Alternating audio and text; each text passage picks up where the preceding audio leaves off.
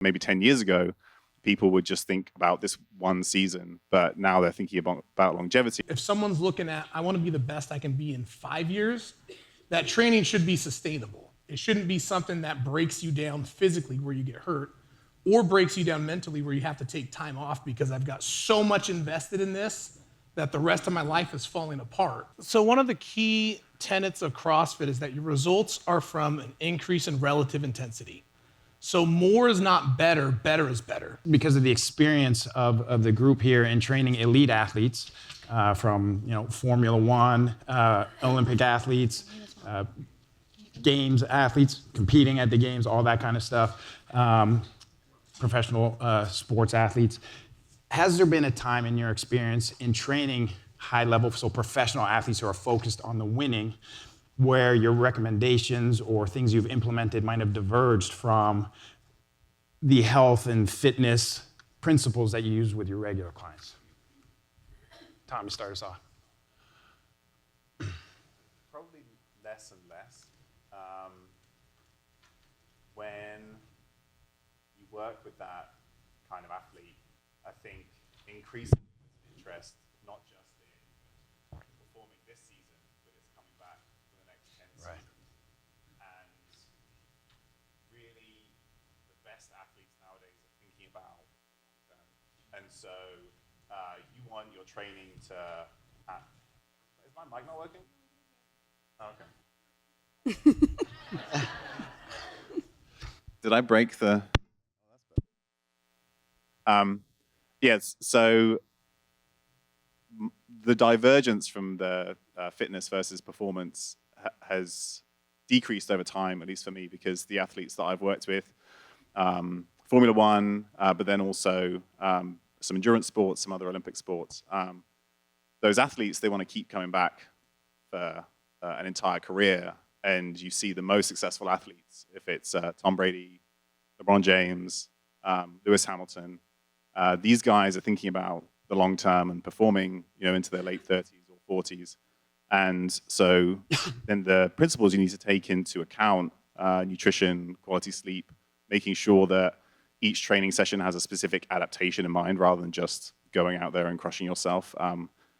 They're thinking about that more and more. So then they're willing to take into account, maybe you hold back a little bit, maybe focus on some of these other things a little bit more, focus on recovery a little bit more, so that they can keep coming back. So maybe 10 years ago, people would just think about this one season, but now they're thinking about longevity, and then those two things need to be more similar to be able to do that.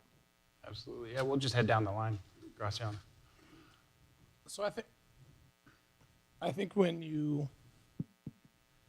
talk about performance, you need to define it, whether you mean short-term performance or whether you mean long-term performance, because people have a little bit different goals.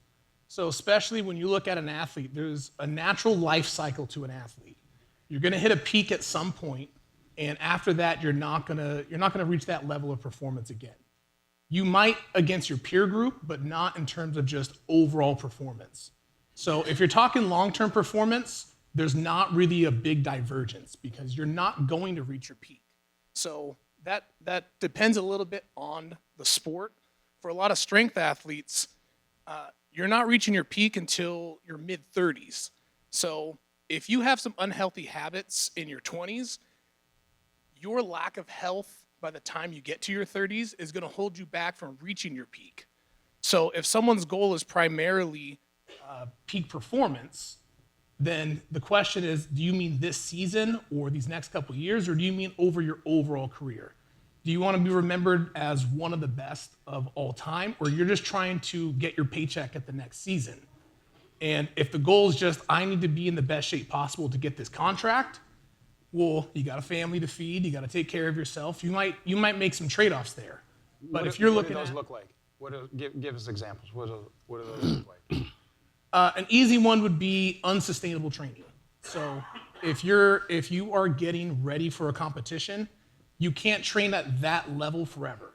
So a lot of people have an off season, a lot of people have a pre-competition phase. You can't train like that for the next 10 years. You can train like that for the next 3 months and get ready, compete, and then take some time off, but you are beyond a training stimulus. So if someone's looking at, I want to be the best I can be in 5 years, that training should be sustainable. It shouldn't be something that breaks you down physically where you get hurt, or breaks you down mentally where you have to take time off because I've got so much invested in this that the rest of my life is falling apart, because then you take time off to deal with that. So if it's long-term performance, then health should be the foundation of that.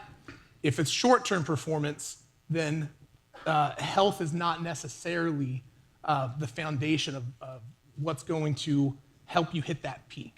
So for a strength athlete, if they're 30 and they say, hey, I got another 2 years of this, well, now you can get away with some things that you wouldn't have otherwise gotten away with. But if you got someone that's 20, they need to understand you got 10 plus years of doing this.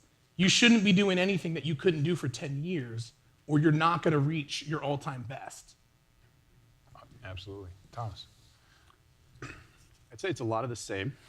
I think now with the metrics that even a recreational athlete can have, ranging from being able to test lactate to being able to look even at their devices that 10 years ago were not nearly as clear as they are now. I think it's made it a lot more clear for just the everyday athlete as well to be able to see, okay, you know what, maybe I do need to reel it back. There's actually a mindfulness surrounding how you modulate your training. And I think that that's trickled down to the recreational level, but it's certainly at the elite level. I can speak just my experience with like special forces operators. Like their goal is not necessarily to just perform in one quick setting. Like the reason that they pay attention to these things is how do we like increase the shelf life of like a special forces operator, right? You're talking, and it's the same kind of thing with the NFL, or same kind of thing where everything, there's a contact sport. Like you're looking at TBIs and things like that now. So there's a lot of different elements to this, whereas someone that's maybe just fitness minded with this per se might neglect the things that would deteriorate their longevity in the sport, right? So, a recreational football player is taking blows to the head and they're not thinking about their nutrition and how that is actually impacting their recovery, their neuroinflammation and whatnot. If they want to be able to continue for decades and decades, or in the case of special forces operators, if they want to continue to do what they do, if they want to make it to 20 years, if they want to be able to hit that retirement, they want to not, medical out, then it's going to come down to paying attention to those things.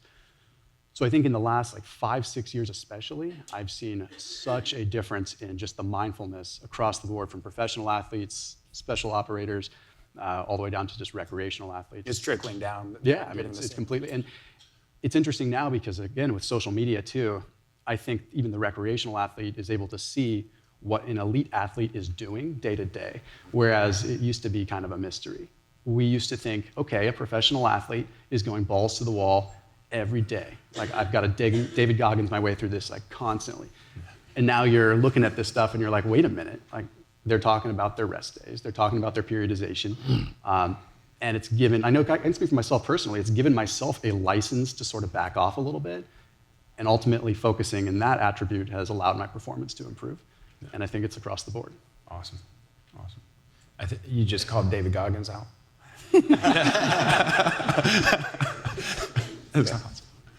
Those were really eloquent answers. And mine's going to be a lot more simple, which is, at least in the CrossFit space, we absolutely have trained different for our elite CrossFit athletes than we would for the people in our gyms that are looking for health and fitness. And so while I agree with everything that was said, which is the things that we've learned, and certainly our elite level athletes are extremely mindful of doing everything they can, at the end of the day, as the volume increased through the sport, as the loads went higher, we are training at volume and intensity that far exceeds what most people could sustain for their general health and well-being.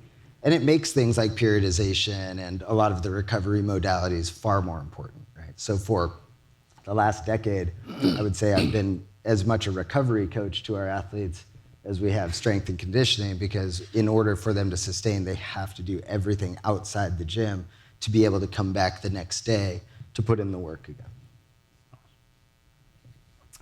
As a competitive CrossFit athlete, my goal has always been longevity in the sport. And by that, I don't mean longevity competing, but literally in just playing the sport of CrossFit. And I would never do anything that would risk me not staying in this sport, even if that means not competing. But when I look at, when I am being a competitive athlete, it really is not that much different than what I would recommend to our everyday athletes. Now, having you said what you just said, I competed at the games as an individual in 11 and 12, and now as a master's. So those two veins are a little bit different than the athletes that you're training, CJ. To be at the elite level now, I think, is much more rigorous than to be a master's athlete now. Not to say that the master's athletes aren't amazing, or what we did as individuals back in like 11 and 12. But it, the way that I think about nutrition, the way that I think about recovery, sleep, and the way that I think about my training, it's just maybe ramped up when I'm in a competitive phase. But overall, this is how I want to live my life so that I can maintain playing the sport of CrossFit for as long as I possibly can. And when your members see you training at your gym in your competition season, do they recognize the subtle difference? Okay, that's for competition training. I don't necessarily need to do that. Definitely. I think one of the things is just the time that it takes me to train, but then also the different amount of things that I'm doing when I am training. A lot of times, like a classic class might be a lift or a skill movement and then a short workout. And obviously, when you're competing, that's very different. There's many components that you're training within one training session. And I am a lot more strict with my food. Now when I'm not competing and the kids want to go out for ice cream, I'm going to go have ice cream with them. But my basic daily principles are really very much the same as when I am competing. I'm just a little more strict and maybe a little bit more intense in competition phase. Nice. So, I've never been a games athlete like Annie. I don't even consider myself a competitive athlete as it pertains to CrossFit, but I do love her mindset, and I echo it myself in terms of sustainability, right? I don't believe in starting any kind of training modality or any perspective and essentially trying anything from a training standpoint or even outside of training that you can't sustain over the long term, right? Longevity should be the focus. And there are a lot of people who, it surprised me. I have some clients who are all about just gung-ho, every day, work hard. And, as a physician, I try to simply have a discussion as it relates to education, right? And speaking to them about physiology and biology, and hey, listen, you need to instead balance your recovery with the stress that you're imparting upon your body, because that is how you equate for longevity. That's how you essentially make it 5 years, 10 years, 15 years without, having your body break down or without something even more calamitous happening in terms of on a competitive sphere, and you potentially getting hurt and not being able to come back from it. I think the thing that a lot of people don't and consider when they're kind of just only thinking about going hard is they don't consider the fact that the thing you want to avoid in all of training is injury. Because with most injury, you need to take time off. And with most time off comes atrophy, right? Comes disuse, and then it's very easy for human beings to kind of get out of the groove of something and never re-enter it. So, you have to always, at least I believe in always training from a place where you want to mitigate risk of injury, you want to mitigate time off that you may potentially need to take, because the truth is this game is won with consistency, and over 5 years, 10 years, 15 years, 20 years, the amount of changes that you're able to impart upon your body is secondary to how consistent you're able to be. And if you have just kind of constant injury and back in the gym and injury and back in the gym and working through things, or just ignoring pain and ignoring the time when that you should be recovering and you shouldn't be going to the gym, you increase, not only do you increase risk for subsequent injury, but you put yourself in a place where kind of aggregated gains that you could have had over time will never be achieved. simply because you're not able to come to the gym consistently because you're injured, right? And so yeah, I've been personally CrossFitting since 2010, and I had a little bit of an injury in 2022, but like outside of that, I've never had an injury, right? So this is why I push back on people who are like, oh yeah, CrossFit causes injuries. I'm like, no, your ego causes injuries. The fact that you're not able to look at something and say, yeah, maybe I shouldn't do that. You know, the place, it's something you're putting yourself in the position in, and you know, if you're able to admit that to yourself and able to be honest with yourself, and just like Thomas mentioned, I completely agree with it, especially in 2024, where we have so many devices that are able to objectively quantify and show you metrics that were unavailable 10, 15, 20 years ago. Right? So I personally think it's inexcusable to not equip yourself with that data, especially if you want to try to push it. There's nothing wrong with pushing things, but there needs to be a commensurate amount of recovery also. Awesome. I think it's fascinating for our community that the long-term view of an athlete matches pretty much how we define health and what we're looking for our community, our CrossFitters, the long-term health and fitness for quality of life until, you know, we're done. Mm-hmm. Yeah. Questions, I can feel them. Let's go. Questions, what do we got? Oh yeah, we got one right there. I already cheered for you today because you're a dude. So Annie, you said as a competitor it was a longevity thing. Would you say that your consistent habits with nutrition, sleeping, and those things, obviously there's a different mindset that clicks on with someone such as yourself, but the last two you both said it was a consistent habit and mindset of longevity. Is that what got you on this panel? Would you say, like, you know what I'm saying? Like, I'm not on the panel, you're on the panel. There's a difference there. Nice. But those the ego. So setting your ego aside and actually doing those consistent habits since 2010 and 11, is that what separates yourself in the current health condition that you're in as compared to maybe a normal member of the gym? Not what your PR is in Fran, which is ridiculous. But those sustainable habits, would you think that those are the actual things, like the truth behind it is those years of sustainable habits that you've continued to do? I'd like to think so. Yeah, you know, I was lucky enough to start CrossFit with Nicole 20 years ago. And in 20 years of training, probably 4 to 6 days a week, there is not one day that I don't love going to the gym to do CrossFit. And I think that's directly related to the community side of what we talked about earlier and just enjoying the community, but definitely because I have consciously tried to choose a sustainable way of doing CrossFit. You know, there are moments, especially as an analyst, where I look at some of the most elite athletes and there is a little ego and I'm jealous and you know, what they've been able to achieve and the numbers that they've been able to achieve. And I'm not saying any of them will die out. There's a great chance that a lot of them will stay in this sport forever as well. But for me, I just know that I literally want to die doing this sport. And I will do everything that I can. And if that means peeling back and having days where I don't do things, where I take a rest day instead, then that is what I will do so that I can stay involved in this community, but more importantly, doing the sport that I love so much for the rest of my life. Did that answer that? I hope. Okay. Very good. Right here. Okay, I got you. We'll get you next. No, you're good.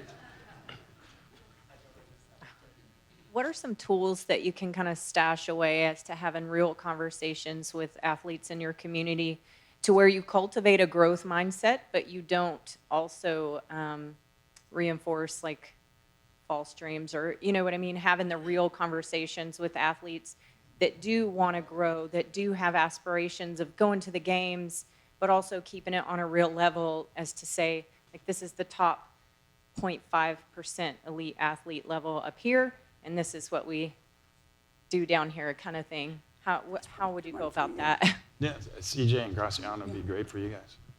Yeah, and I'm probably going to reference what Graciano said because we've had a lot of these conversations over the years. We get a lot of people that say, I want to go to the CrossFit Games. And I think the best thing you can do as a coach is provide a realistic timeline. We never want to say, hey, that's an unachievable goal for you. But we do want to be realistic about, okay, here's where we're starting. And these are current standards and where you'd have to be to get to, different levels of competition.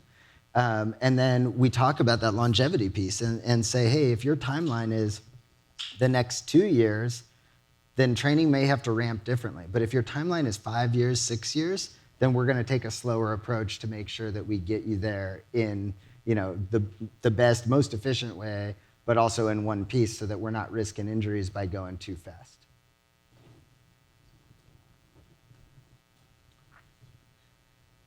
Well, you don't know until you try it.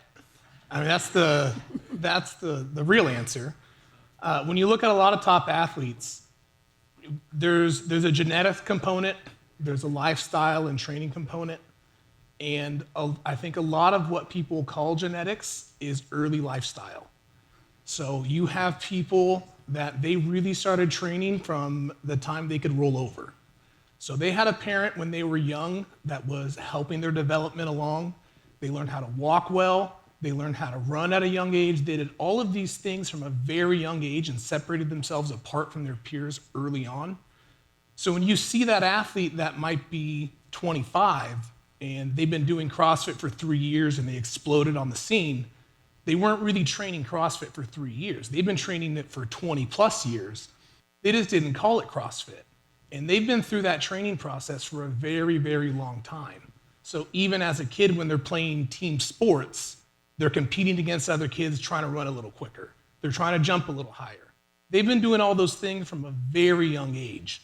So the timeline for a lot of them is longer than what people originally think. So if they're already an adult, they've never worked out before, they need to realize that timeline to get there is they're going to be up there in biological age by the time they really have the time to develop all those skills. If they're already starting off with a really good foundation, it doesn't hurt to try unless their opportunity cost is really high. So if they are giving up major things in their life, and again, live in a lifestyle that's unsustainable. So if they quit their job and devote themselves and they're scraping by, and you can see consequences of them trying to go to the games, that's a little different than, I'm gonna come in, I'm gonna slowly ramp up, I'm gonna try a little bit more and let's see how it goes. So I think having, a conversation about realistically what these people did to get there, which may be 20 years, it might not be 3 years just of what's visible, and understanding what is your opportunity cost of trying. Because they try, they have a little success, and then they try a little harder, they try a little harder, they get a little more success, they start tightening up all those little details. And so 1 or 2 years, they may have made significant progress that they otherwise wouldn't have made had they not been encouraged. If it was purely, if you're practical about it and say, hey, 0.01% of people or 0.1% of people have the genetics to get there or all of these factors, well, they're not going to try. But there's been plenty of people who start off not realizing they're an athlete because they never had the opportunity to really apply themselves, and then realizing, wait, my genetics are actually great for this. It's just that no one ever provided me that opportunity to try it. So being realistic about the timeline and what it's going to take to get there, just to give them some reasonable expectations and what to expect as they move up. We had a question over here. Yeah, go ahead, stand up so they can see you.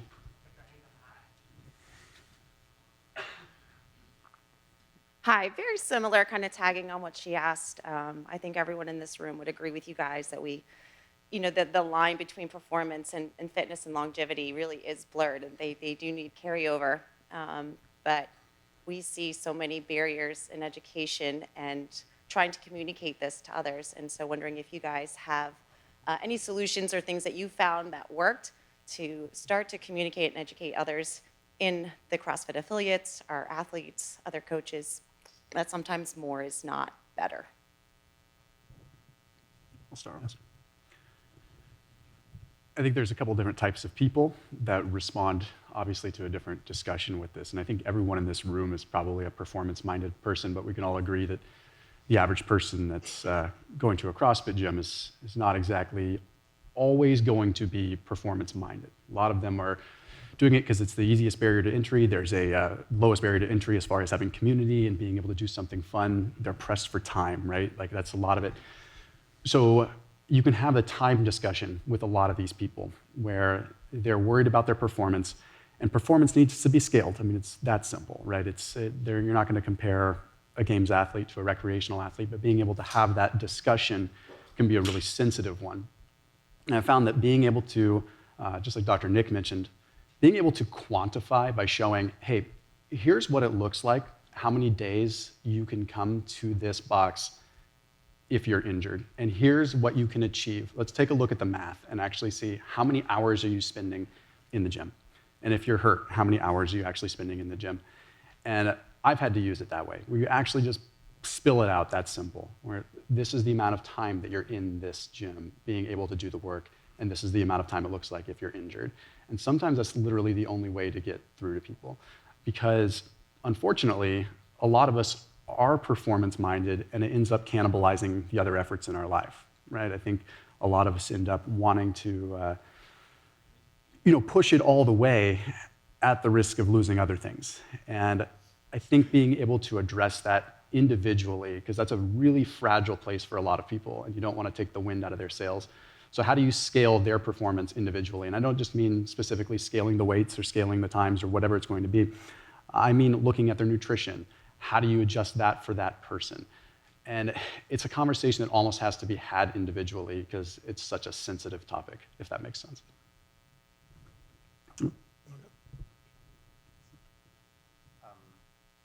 Most of my experience comes from other sports, but I have two stories that kind of feed off of that and are very much in line with that. So I used to work in orthopedics when I was a practicing clinician, and our clinic focused on the foot and the ankles. So we had a bunch of runners who would come in, and we saw a lot of metatarsal stress fractures.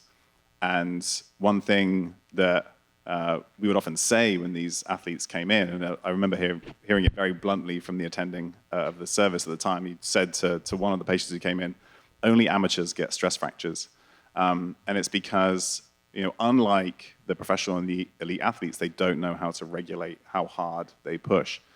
So it's almost the other direction, whereas in those athletes now, they'll take very good care of that, and that they have done historically, whereas amateurs will go in and go hard and into the paint every time, and they're the ones who are coming in with injuries. So you almost have to educate them in terms of, again, it's going like a specific training session has to have a specific adaptation. It's not just, it feels good to work hard and be in pain for a little bit, but actually what adaptation are you trying to generate? So it's often those early athletes who try and do that and then suffer. And related to that, I remember working with this. It was a high-level amateur Ironman triathlete, and I remember, he wanted to compete internationally, wanted to, get to Kona, be at the World Championships, and I was looking at his training schedule, I was looking at his racing schedule, and he was traveling internationally for a different Ironman every 2 or 3 months, and I think the first time I got on a call with him, I think the first thing I said was, I'm looking at your schedule, I'm looking at your training, and the first thing that's going to happen here is you're going to get divorced, because your family cannot tolerate this. So is that something that you're willing to sacrifice? And I think, eventually he realized that probably wasn't, he had to sort of redistribute his goals. But that's, often as people try and transition from just getting into fitness in the first time to try and increasing their performance, those are the kinds of conversations that you really have to have, or else they can end up doing themselves disservice. Absolutely. We had a question right up front here. Yeah, no, absolutely. So one of the key tenets of CrossFit is that your results are from an increase in relative intensity. So more is not better, better is better. It's much harder to do a PR Fran than 2 slow Frans. So if you have one of these volume warriors where it's like they spend all day in the gym and it's just more and more and more, you have to train hard enough to create a stimulus, you recover, and then you adapt to it. And so the question that I would ask someone that's doing tons and tons of hours of work is, how is this harder than what you're used to? Or is it just more?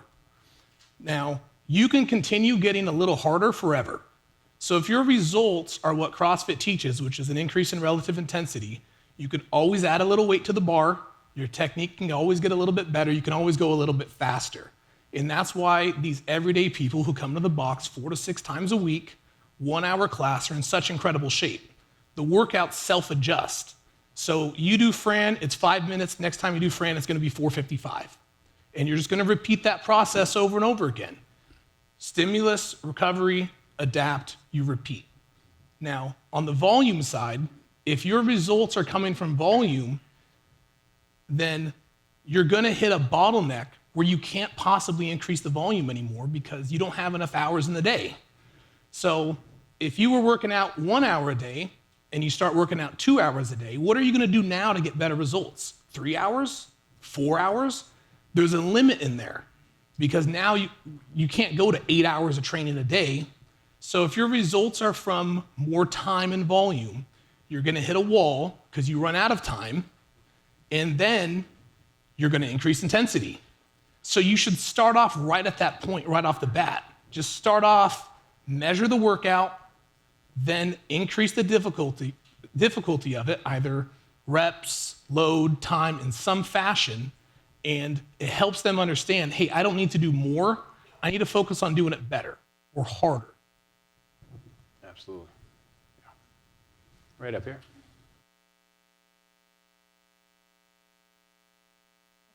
On a lot of these themes, CrossFit really lends itself to very linear goal setting, more weight, faster times.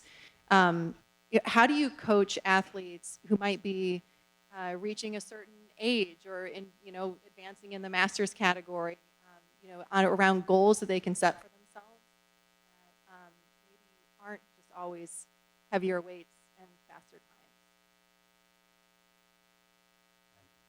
Annie, grab that. Well, I like what, kind of going off of what Graciana just said, which is this on? Yeah. Okay. One of the things that I love about CrossFit 20 years later is that you can always do something better. And like you said, it doesn't always mean heavier or faster. It might just mean cleaner.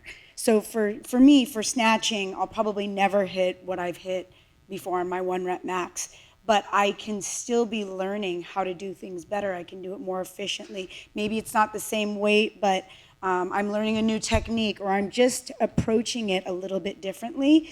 But to that end, there is no end. There is no ceiling. I just have to adjust what my goals are. And again, I think if it's longevity and you can think of skill acquirement, technique as part of that, then again, there just is no ceiling. So anyone who's been either, a client or a patient of mine knows how I would answer this question. So my undergrad was mechanical engineering, right? So I love data. So you don't just need to, hey, let's have you lift heavier weight, especially in this world where so many things, there are so many biomarkers. We could be tracking somebody's lipids, fasting insulin, hemoglobin A1C, right? We could be tracking, Dr. Tom McCoy mentioned earlier, right? You could be tracking somebody's VO2 max. Hey, what's your VO2 max relative to your population, right? Your age. Where are you percentile-wise, right? There's so many things you could track that you could still make it a goal for somebody. Hey, this is going to be your focus for this amount of time, for 3 to 6 months. Let's put in a training regimen that you will have to be consistent with, right? And you'll need to modulate other aspects of your life, ideally, because the gym is just, for some of us, for myself, for example, the gym is just 1 hour of the day. So we'll need to modulate the other 23 hours of your day, right, to leverage that 1 hour of the day to get the most adaptation out of that stimulus that you're imparting in that 1 hour, right? And then there's a litany of things that we can measure, and then we can hope to improve over time. And that's why I love trend lines, right? So we can trend all of this stuff, and hopefully you're trending in the right direction. Then if you're trending in the wrong direction, you need to ask why. What can change, right? What are the things that you're not doing outside of the gym that are working against you? So yeah, I don't think, obviously in CrossFit, we're looking at what's your Fran time, you know, how much are you clean and jerking? And all those things, especially I feel like I feel like those things matter to me more when I started. Now, it's more about like either maintaining that or maybe bumping it a little bit. If I get a 5-pound PR in a year, I'm like, yeah, awesome. But yeah, I think, you know, there's so many things you can quantify, you can track, you can trend outside of the weight, outside of the time. We've talked longevity and education, health, obviously. And one of the things that's hit our radar at CrossFit is the use of refined, processed carbohydrates in a high level by games athletes in training and in competition. And I just want to get some idea if this is a useful tactic and if you're using that with athletes, what the context is, or if it's one of those things where someone did it and then everybody followed along and now it's become a common practice. So, yeah, sorry.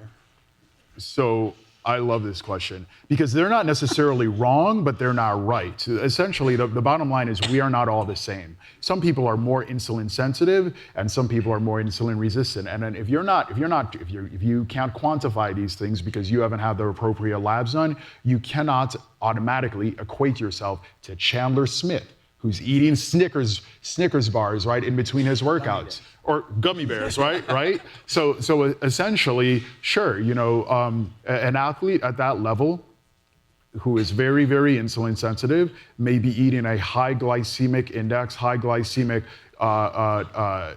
essentially eating foods, right, that they know are going to supply them with the energy that they need to perform at the intensity they're about to perform at, right? Because you utilize metabolic fuel substrates at different amounts at the intensity that you're doing. So I don't know, somebody doing Fran, for example, if your heart rate's 180, you're using essentially 100% carbohydrates, right? So this is why I'm not necessarily of the mindset of vilifying any specific macronutrient. But yeah, I mean, athletes at that level at the CrossFit Games are going to, you know, utilize certain foods, and that's not necessarily right or wrong for everybody. For them, in that specific circumstance, I think it's the right call. However, I would imagine that Chandler or any other high-level athlete throughout the rest of the year, when they're not necessarily going from, you know, high-level event at the games to high-level event to high-level event, he's probably not eating like that,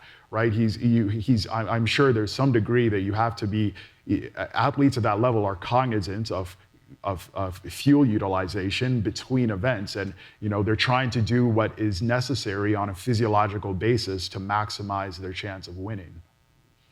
Yeah. You were looking at the low carb guy when you asked this question.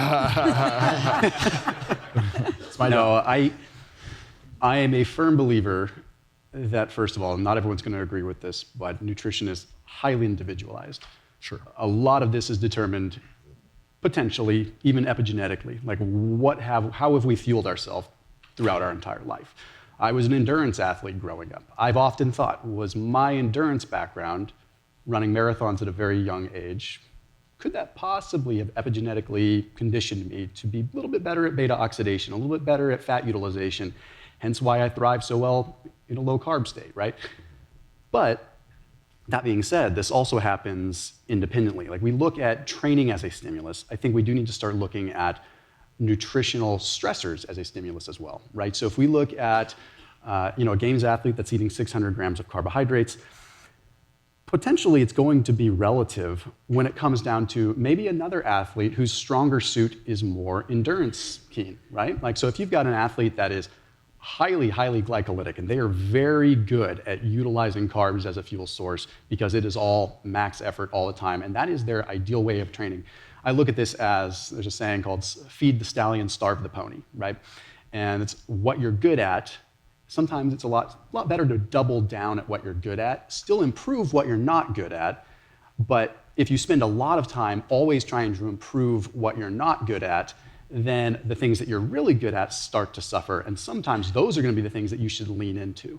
So when I was interviewing Kalipa about this, because Kalipa's a big keto guy, and it was an interesting discussion because he's notorious for just kind of schlepping his way through things, right? Like he'll own that. But he was also would dominate the row, right? And he attributes that to a lot of his kind of low carb lifestyle growing up. And that might just be psychosomatic, and there's a good chance that it is. But if you look at a lot of endurance athletes, a lot of them are lower carb. You've got Zach Bitter, you've got a lot of these guys.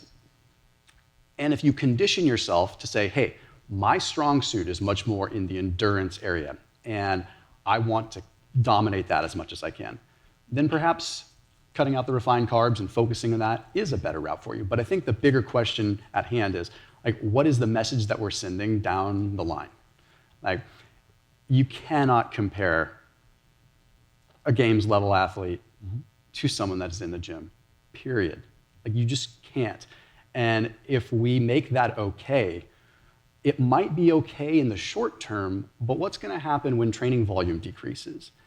And at the end of the day, just like Graciano mentioned, volume is not necessarily the answer.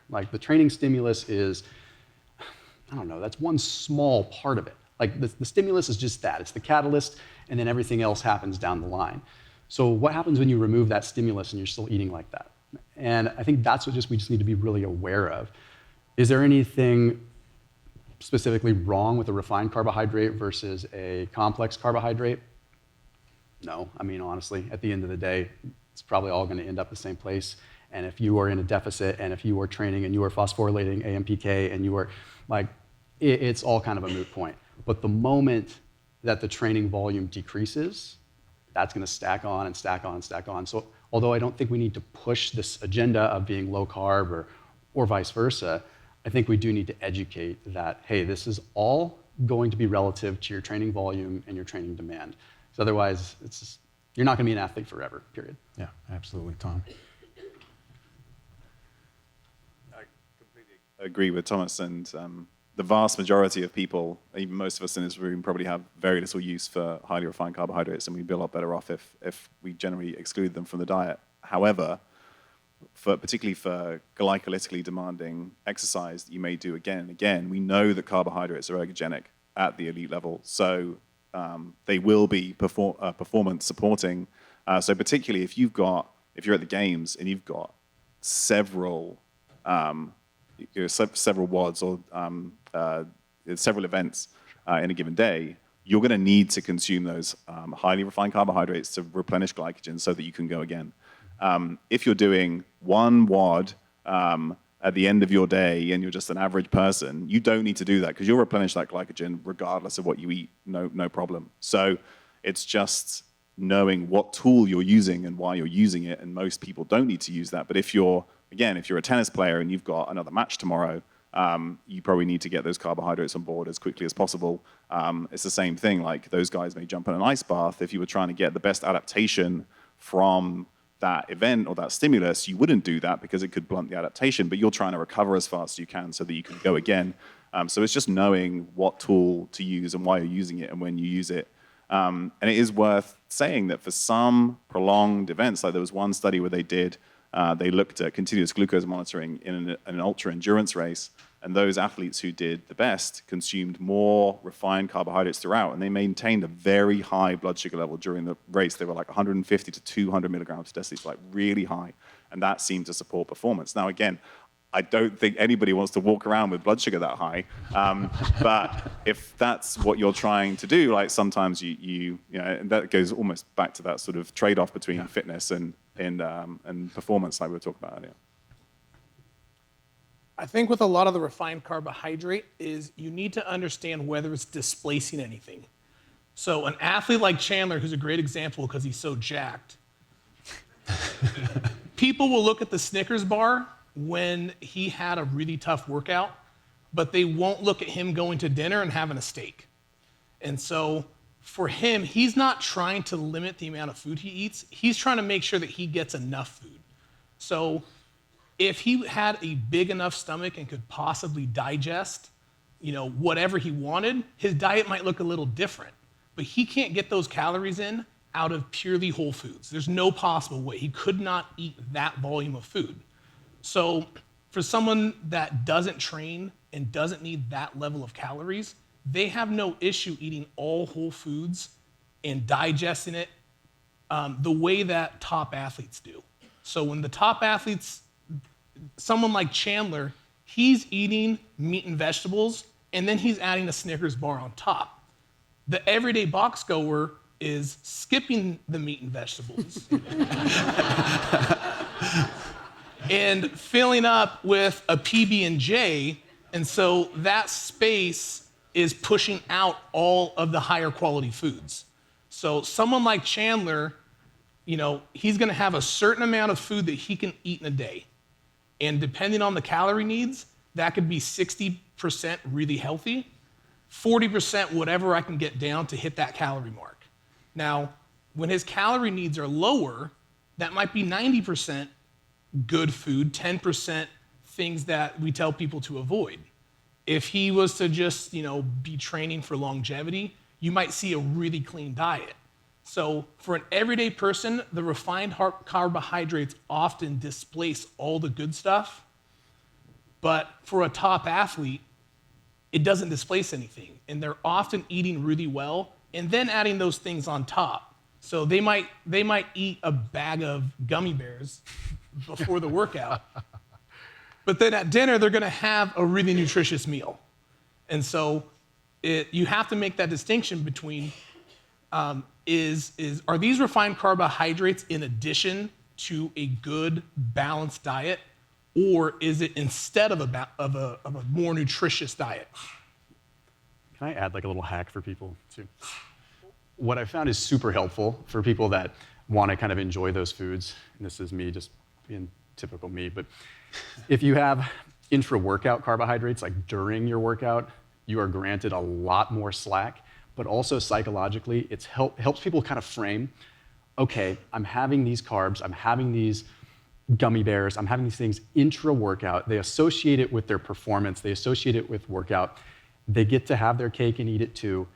Like, I'll literally eat watermelon intra-workout. It's like, it's a great time because you're not typically going to be storing it, you're utilizing it.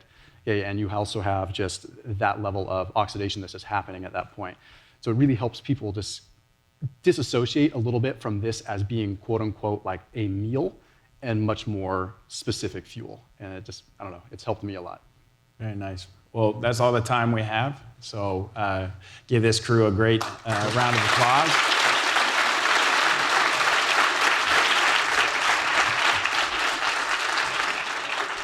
Thank you.